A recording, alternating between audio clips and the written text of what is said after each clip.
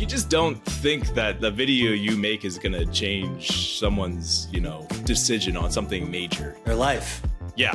It's weird to say that, but yeah, I still have a hard time digesting that that's even real. Like, I know it is, and I get those messages all the time, but I'm a small part in a big mixture. Maybe I tipped the pot. This is Creator, the podcast from Matador Network. I'm your host, Ross Borden, and I believe creators are the future of all global advertising. So join me as I sit down with top creators to hear about how they got started, the challenges they've overcome, and the tips you need to become a full-time creator. All right, we are back with another episode of Creator, the podcast. Today we have Josh Guvi, an incredibly talented filmmaker, storyteller, and motivational. What do you call yourself? How do you describe yourself when people ask you what you do, Josh? Yeah, I'm still figuring that out. But I think you nailed it. Storyteller, filmmaker. Yeah. That works for me. So where are you calling in from today? I'm currently in Shanghai, China. Okay, and you're living there, right?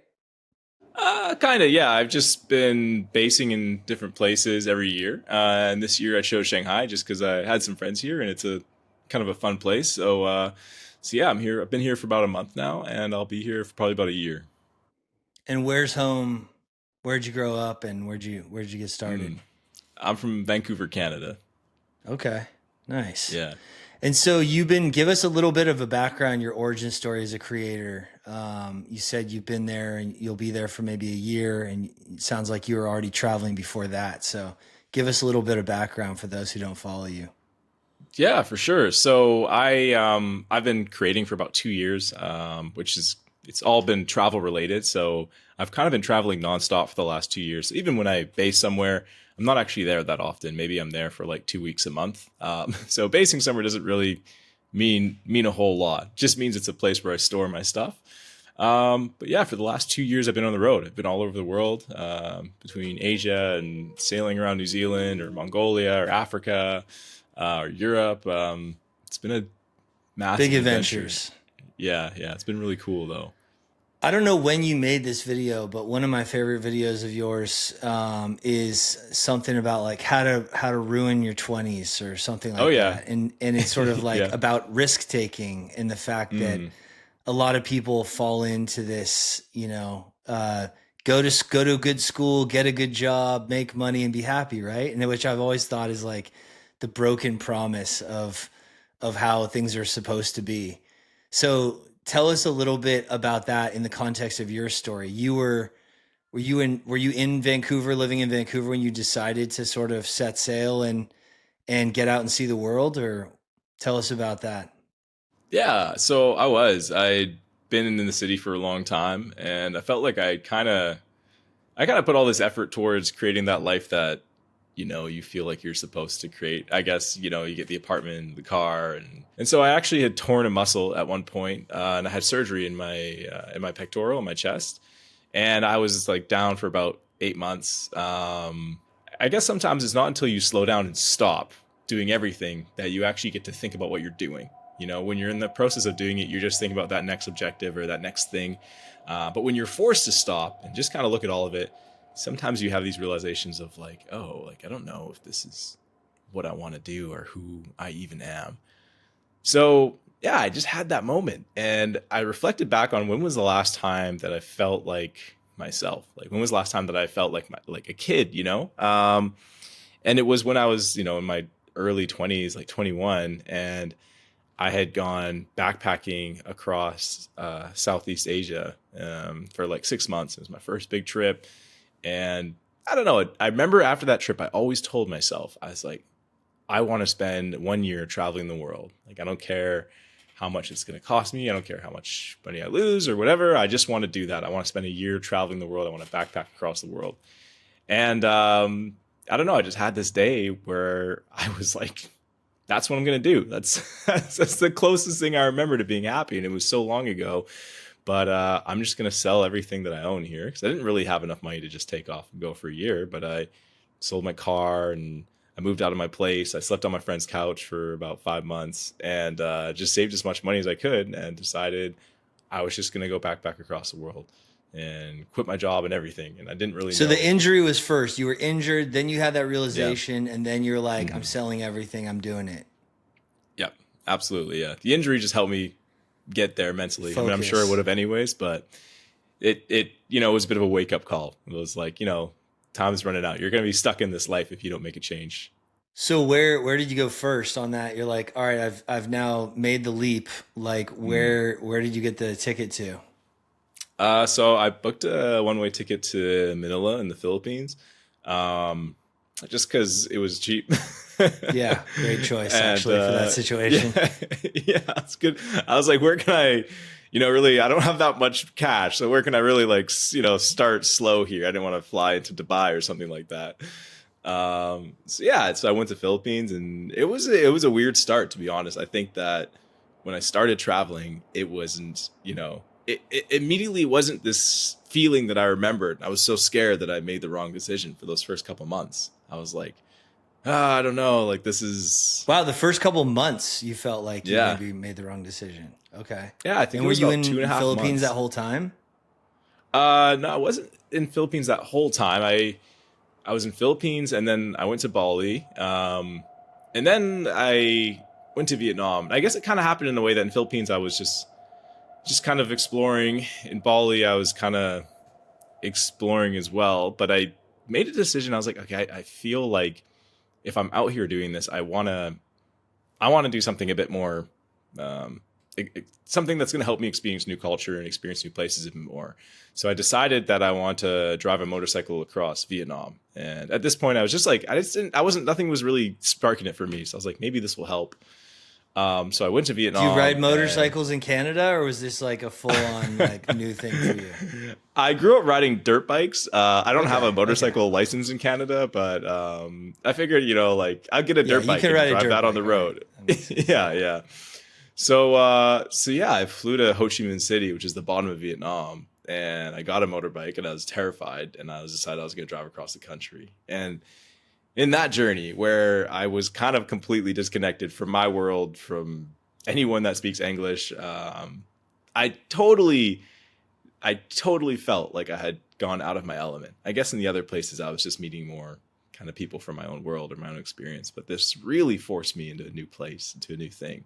And it had ups and it had downs, and it had really lonely times and it had great times. But somewhere along that way, I really reconnected with that feeling that I had missed, or that feeling that I'd been chasing for 6 or 7 years.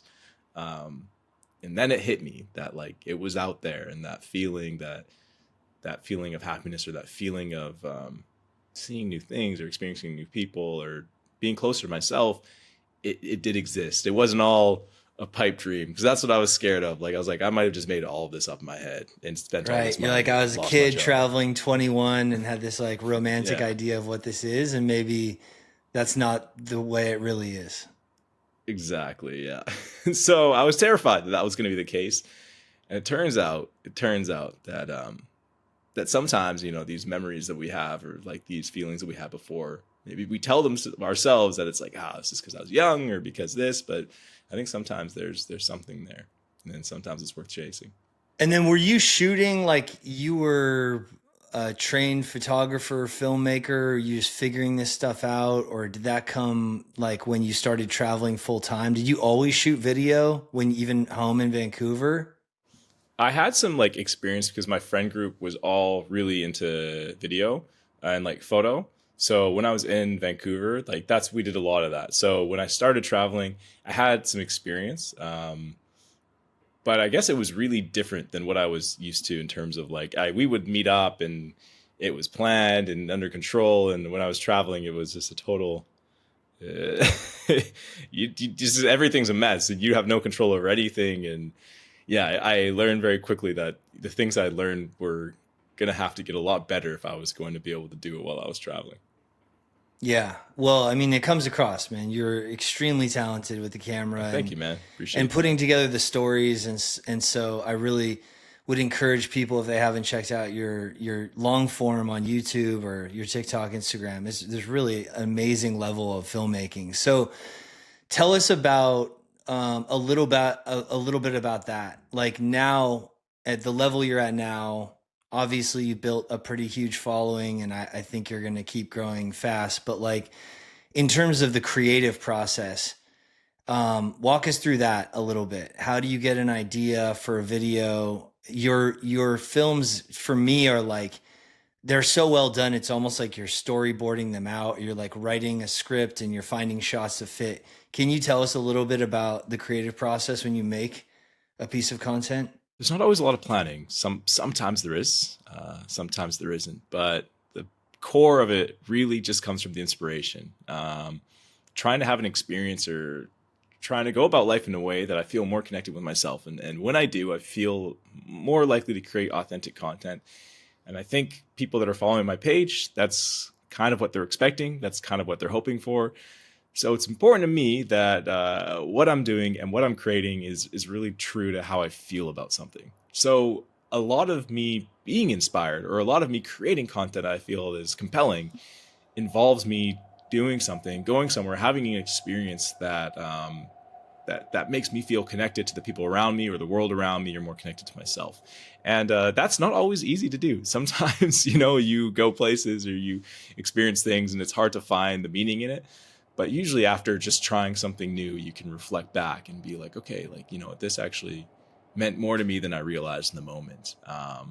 So yeah, trying to find new experiences and just trying to do things out of my comfort zone. I'm not even that extroverted or that social. It comes across that I am on my social media, but I'm not. I'm really just pushing myself to try new things and do new things, because that's what I learned makes me happy, is new experiences and meeting new people. And I learn more about the world around me. And I don't know, that piece is enough to keep me happy, So doing that and conveying those thoughts and conveying those experiences is really important to me. So how do you do that? How do you like keep going in terms of normal life stuff, making money? What is the business of being a creator? What has that journey been like as you're, living, sounds like very spontaneously. You're in Shanghai right now, based there, but traveling most of the time to other places. How are you pulling that off financially, and what sort of the side of the business of being a creator? What has that been like? What's your experience? So the business side is it is what you make it. I think when you're a creator, especially once you get a bit of a following and engagement, you can kind of make as much money as you want, meaning how willing you are to turn your platform into a big store versus not. I've been really lucky that I've had some brands reach out and sponsor my content, just because they like what I do, and their requirement of me is very low, and it just requires me kind of creating the stuff I like to create. So there's really very, very little constraints on what I get to do or what I get to look for. So when it comes to money and being a creator, it really depends if you're more of a business minded person or if you're more of a creative minded person. There's money in both directions. But ultimately, you have to find this delicate balance between making sure that you're creating the content that you started out with, making sure that you're doing something that's true to you, because that's why your audience is there, but also making sure that, you're putting food on the table and some money in your savings account and you're continuing to live life. I've been really lucky with that balance. Most of the collaborations I get and the sponsorships I get give me a lot of freedom. And usually they're quite in line with what I already love to do. I had a job shooting documentaries for a motorcycle adventure company for a year and a half. That I would, every couple of months, I would just fly out to a new place and chase these guys around on a motorcycle and get paid to do that. That was fantastic. And it really enabled me not only to create more of the style of content I created, but it was, I really enjoyed it. Really fun. Yeah, really. But eventually I had to resign, just because if I was doing that job every 3 months, I would be dead in 3 years, but it was amazing. So yeah, things come up. I don't know. It's weird when you put yourself out there, people show up and they reach out, and that's really cool. And I'm really, really grateful that I've managed to have the life that I have and actually get paid to do it. It feels surreal sometimes, but it is true. It is genuinely a thing. And there's a million different ways you can do collaborations. You can have brand sponsorships. You can make money directly off your channel, or you could sell digital products. It's whatever approach you want to take. And all of those have a lot of earnings opportunity, or they can also earn not a lot. It just depends how you approach it.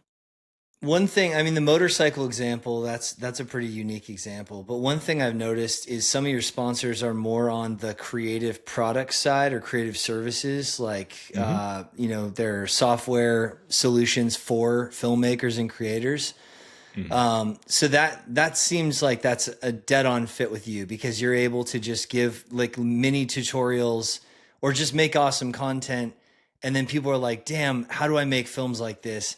And there it is. You could enlist some of these services that you actually use. Has that been your experience? Absolutely. It's really, I use the services that I work with a lot. So it works really well. It's kind of like it's a perfect relationship. And I really enjoy working with them. I like what they do, and I like the teams that I get to work with. So I'm really lucky in that regard, that I'm not throwing out random ads for like diapers or something like that. I'm lucky to be able to work with things that You'd actually be a make sense for horrible what I'm diaper doing. salesman on a motorcycle in Vietnam. But It would have made the trip easier. um, cool. And what's next? Like, so you're in Shanghai for how long? And you chose that because you have friends there, or like, how do you choose the places that you're going to live next? And do you know where you're going next? Yeah, so I never really know. I had just traveled through here to see a friend from high school who was teaching accounting out here, funny enough. Very out of my world.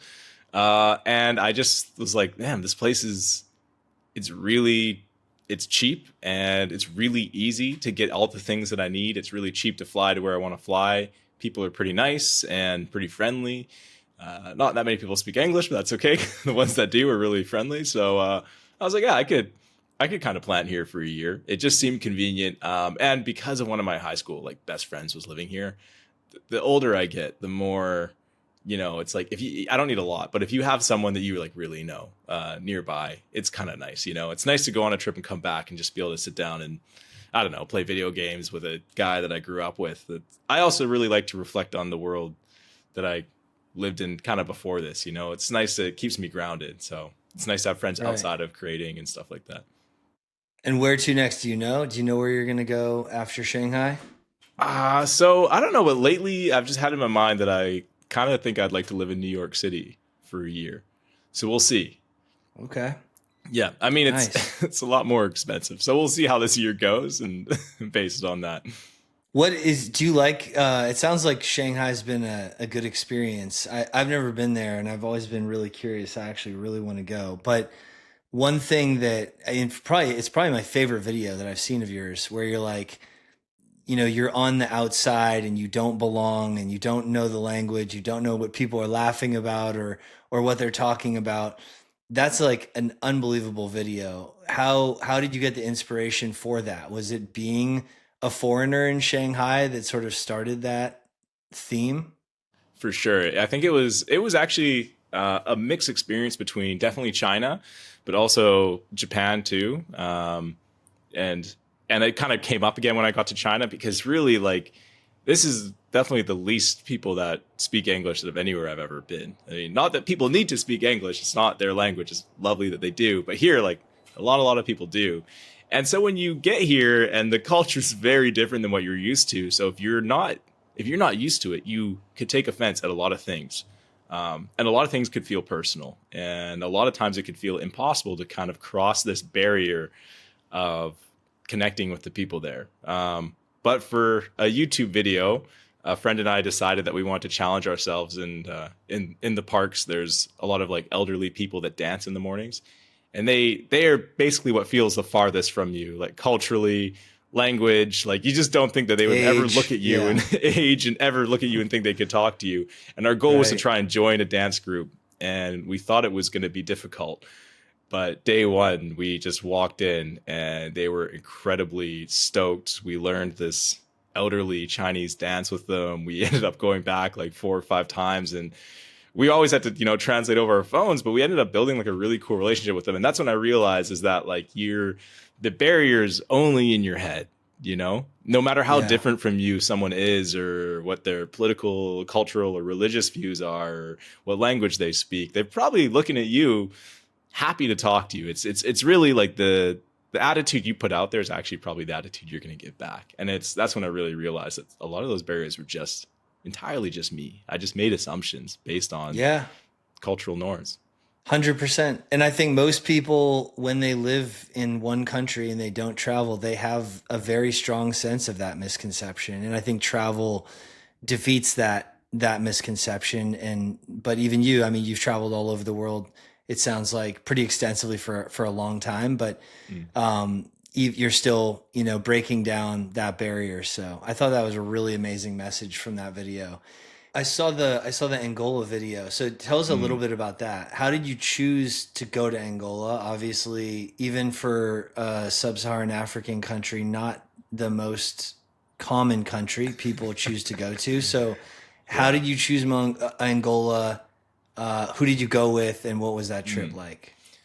Yeah, so basically the reason we chose it is partially how you described it, because we wanted to go somewhere that not a lot of people were going to, and we wanted to have a totally new and adventurous experience. So I went with a group of friends who are really as obsessed with adventure as I am, and I found it because I saw a YouTube video, just drone shots, not even like a story, just some guy had filmed some drone shots there, and it looked really cool, and that's all I'd seen of the country. And me and my friends were like, let's do it. Let's rent a car and just drive across the country. And already renting a car was almost impossible as a foreigner there. So you really get the vibe that there's not a lot of tourism infrastructure. Because they wouldn't rent you a car as a Westerner, because there were no car rental places. There was nothing online. Like, you couldn't find anything online. Right. Okay. Yeah. So we ended up having to find someone who ran like a tour company, and then we booked a tour at the end of our trip, like for like 4 days with them. And we're like, if we book a tour with you, will you help us find a rental car for our first like 3 weeks? And they're like, yeah, we'll help you with that. They were actually amazing to us. They were really, they were just it actually ended up being, they were so stoked that we wanted to visit Angola that they were just like, they ended up, I don't even know if they made money off of us, because they just really made sure our experience was great. Yeah, I think, when you go somewhere new, people are so stoked that you're like, you go there and you're going to film it, and that totally. You like to experience it. It was wild, man. Angola is incredibly beautiful country. The people are super nice. It's funny because you arrive in the capital city and it's like maybe one of the sketchier cities that you've been to. So your first impression is like, oh my gosh, like, what am I in for? We all arrived there. Like, one of our friends like almost got robbed, and we were just like, we were like, okay, this is going to be really intense. But the second that we left the city, it just became an incredible experience. And the second that we kind of got outside of that area, it just became this super incredible, huge adventure. And we had no idea what we were in for. And for sure, we were in over our heads a lot of the time, but it worked. I don't know. It was really cool. I think we all learned a lot, and we got to experience some things that I never thought I was going to experience.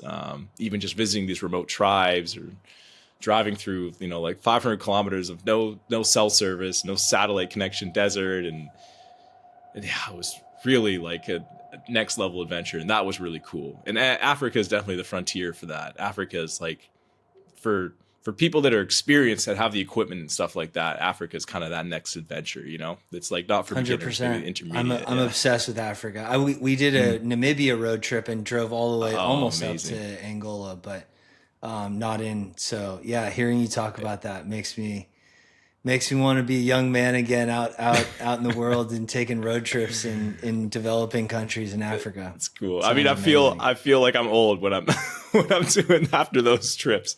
So that's cool, man. Yeah, Namibia. Yeah, so it's a really similar experience. So we were also in the Namib Desert, like in the southern portion of Angola. So driving through the desert it's really cool. It's wild. Yeah. Unreal place. Your videos are, I don't know if I have a positive or negative connotation to motivational whatever, because I think there's a lot of kind of like garbage motivational speaking out there, but I feel like you have definitely probably set people off on a new direction in their life who needed encouragement to get out and travel. And I love how you've ended. You're like, you'll figure it out, but you really, you plant the seed and you light the fire for people to take a risk and get out in the world and go travel. So tell us about that in general. Like, why is that your message to people? And have you gotten a lot of feedback from your audience and messages and DMs from people saying that you've inspired them to take more risks and go travel the world? Yeah, I'll answer the second question first. A lot. Like, it's kind of weird for me because you just don't think that the video you make is going to change someone's, decision on Their something life. major. Yeah. Yeah. It's weird to say that, but yeah, I still have a hard time digesting that that's even real. Like, I know it is, and I get those messages all the time, but I almost feel disconnected from that because it's like, well, I'm so stoked. I'm so stoked that my message got to them, but I feel like, it's I'm a small part in a big mixture. Maybe I tipped the pot, but of course, I think there's other things that go on that kind of build up to this. But yeah, I've got a ton of messages, and I meet people every time I go to Bali. Someone I'll be like driving a scooter, and someone will like pull alongside me, and be like, "Hey, like you're Josh," and I'll like pull over, and they'll be like, "Oh, like I'm here because of you." Like I'm like, that's crazy. I hope that. Did you quit your job? Like, is everything okay? Is it going to work out? Yeah, I've like a lot of people told me that they quit their job because like that's awesome. Also terrifying, but no, it's really cool, man. I think that the creating those videos, I'm always trying to. I mean, obviously, it's in reference to some things that I've experienced, but it's really important to me when I create content that it's not really like about me. Like maybe it involves something that I've done. But in a lot of my videos, I always speak in the second person. So everything is framed as like, imagine you do this, or say you go to China, or this is, how to ruin your 20s. The idea is like, I don't really feel the need to just share my story and be like, here's what I do. You can be inspired off that. I'm always trying to invite people to experience something with me.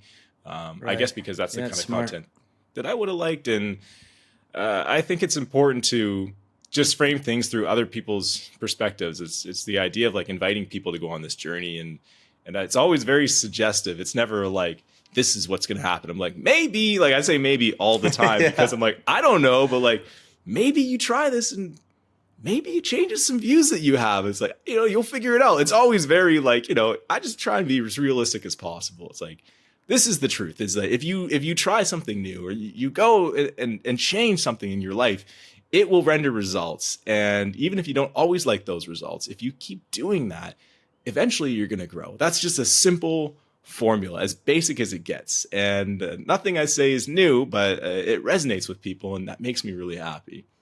You're like, not financial advice, not life advice, but maybe you need to just go travel the world and figure some stuff out.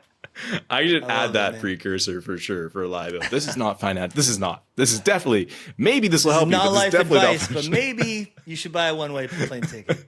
Yeah. It's good that I'm not selling like cryptocurrency or something like that.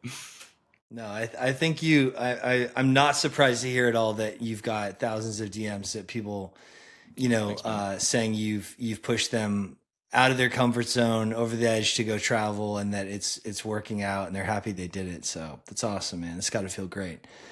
So what's next for you? I mean, for the content, I know you're doing longer form videos on YouTube. I saw the Nepal video, looked like a hell of an adventure. It's not an adventure till everything goes wrong. So yeah, that was a good one to watch. In terms of your content, are you just like continuing to do the same kind of videos, or you're moving to longer form and focusing on YouTube? Like, what's next for you in terms of the content creation? I think the next for me this year is kind of focused on longer form content, focusing on YouTube videos. I'll still do short form, but even the short form that I do is going to be longer, kind of similar to that China video that you referenced. I definitely enjoy the kind of now showing more of the example of what these experiences are, rather than just talking about them like while I'm sitting down, and trying to connect people more with that story. I do really enjoy storytelling. I do really enjoy longer form content. I don't enjoy how much work it is. I don't enjoy how much editing it requires. But when you finish something and you tell it a story of something you actually experienced, and get to connect that with kind of some of the other narratives that I talk about on my Instagram, it's really cool. So it feels like we're kind of merging the two, between the storytelling and the motivational, where I'm still talking about these kind of large subjects about life and things like that, but I'm also relating it to something that's actually happening on screen. And that's really fun for me. Yeah. Well, it's coming through, and we're stoked to have you on the pod. Thanks for coming. One final question to close that I ask everyone, and it's like the more you travel, the more places you've been, I think the harder this question is. If your passport only worked in 3 countries, you could only live, work, or visit in 3 countries for the rest of your life, what would those 3 countries be? Oh, oh man, that's a tough question. I think that one would definitely be Mongolia, just because Okay. there's no better adventure. There's no better country to just feel absolutely free. And another one would, oh man, I don't know. I I would probably choose like some Western country to give me some kind of connection to the world I grew up in. I'm not sure it would be Canada though. It's a little bit cold. Maybe the US or maybe somewhere in Europe. Canada will forgive you. You can choose the US. It's okay. Yeah, Canada's not that exciting. It's okay. You know, it's just all right. It definitely wouldn't. All right. That wouldn't be US Mongolia. We've never had that combo on the show yet. Third one, and the hardest one. What's number 3? Oh, this is tough. I mean, I want to say Bali, but I feel like it's not a good long-term decision because Bali's kind of starting to overdo it these days. Either somewhere like you Bali, go Indonesia. You get all of Indonesia. Indo, right? Could do Indonesia, somewhere like you get tropical. Bali and you get everything else. The beach, yeah, and a place to just relax. Or Japan, one of those two. No, you got, dude. Come on, you can't do or Japan though. One of those two. It's pretty much the same place. No. Okay, we'll go with Indonesia. Okay, Indo, Mongolia, and the U.S. That is a really good combo. We've never it's a had weird anything one. Close to that. Cool. So, Josh, we got to wrap. Thank you again for coming on the show. Great to chat with you, and man, love the content. So keep going and keep inspiring people. For those who don't follow you, where can we find you online? So you can find me as Josh Guvi on Instagram, Josh Adrift on TikTok, or Lost with Reason on YouTube. Got it. Awesome. Josh, thanks for coming. Come back on the pod and tell us about your next adventures in a couple of years. Sounds good, man. I'm excited. It was nice to meet you, man. Yeah, cheers. You too. Creator, the podcast, is produced by Matador Network.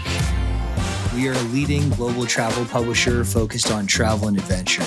If you enjoyed today's episode, please subscribe. Every week, I interview a new top creator. New episodes are released every Tuesday on YouTube, Apple Podcasts, Spotify, and everywhere podcasts are found. Thanks for listening.